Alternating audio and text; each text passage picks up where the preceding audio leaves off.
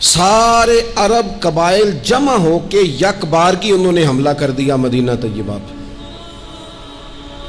اور زمینی حقائق یہ ہیں، اندر کی صورتحال یہ ہے کہ یہودی جو بڑی دیر سے معاہدہ کیے ہوئے تھے مسلمانوں کے ساتھ، انہوں نے معاہدہ بھی توڑ دیا. منافقین مدینہ طیبہ میں جو بڑا اظہار کرتے تھے ظاہری جملوں اور لفظوں کے ساتھ، وہ پیچھے ہو گئے. قحط کا زمانہ ہے، معاشی حالات بھی بڑے سخت ہیں. اب ان حالات میں سارے کا سارا عرب کفر جو ہے وہ جمع ہو کے آ گیا. اب حضور نے ان کے خلاف کھڑے ہونا ہے. صحابہ کو جمع کیا گیا، مشاورت کی گئی اب کیا کیا جائے.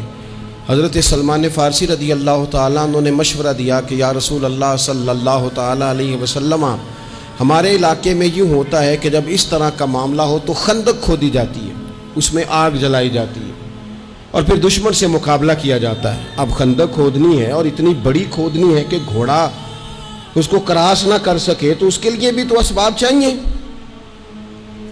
یعنی اندر بھی حالات اس طرح کے نہیں ہیں. جو مدینہ طیبہ کے اندر جو آبادیاں موجود ہیں وہ بھی سارے ظاہری طور پر ساتھ چھوڑ چکے ہیں، اور سامنے جو لوگ آئے ہیں وہ سارے جمع ہو کے یکبارگی آئے. اب مقابلہ ہے اور مالی حالات بھی کمزور ہیں. حضور نے فرمایا کھودو بھائی خندق. کیا غریبوں کے بچے صرف دکھ اٹھائیں گے؟ مسکینوں کے بچے صرف دنیا میں دکھ اٹھائیں گے؟ حضور نے لوگوں کی اس بات کو غلط کیا.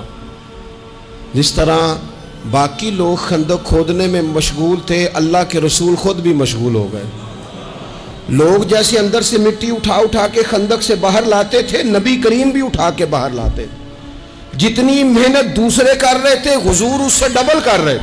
بلکہ صحابہ فرماتے ہیں درمیان میں کچھ ایسی چٹانیں آئیں جو ہم سے نہیں ٹوٹتی تھی، تو حضور نے فرمایا مجھے دونا تھوڑا، مجھے دونا اوزار، میں تمہیں توڑ کے دیتا ہوں. حضور نے باقاعدہ عملاً اس میں کام کیا. اور جب ہم نے کہا نا یا رسول اللہ ہم نے تو بھوک کی وجہ سے پیٹ پہ پتھر باندھے ہیں، تو حضور نے کپڑا ہٹا کے کہا تم نے اگر ایک باندھا ہے تو میں نے 2 باندھے ہوئے ہیں. عملاً حضور نے حصہ لیا. 1 مہینہ پورا مدینہ طیبہ کا محاصرہ کیے رکھا کافروں نے، اور کڑاکے کی سردی، حالات اور طرح کے. ان سارے حالات میں یوں ڈٹ کے میرے رسول کریم نے مقابلہ کیا، یوں ڈٹ کے مقابلہ کیا کہ وہ جو آئے تھے نا مہینہ پورے کے لیے اور سارے جمع ہو کے آئے تھے، نتیجہ یہ نکلا کہ وہ ایک دوسرے کو برا بھلا کہنے لگے. تو غدار ہے، دوسرا قبیلہ کہتا تو غدار ہے، تو نے کہا تھا جیت جائیں گے، تو ہمیں لے کے آیا تھا، تو نے شرارت کی تھی. 1 مہینہ محاصرہ کرنے کے بعد وہ سارے وہاں سے خائب و خاسر ہو کر ذلیل و رسوا ہو کے نکل گئے.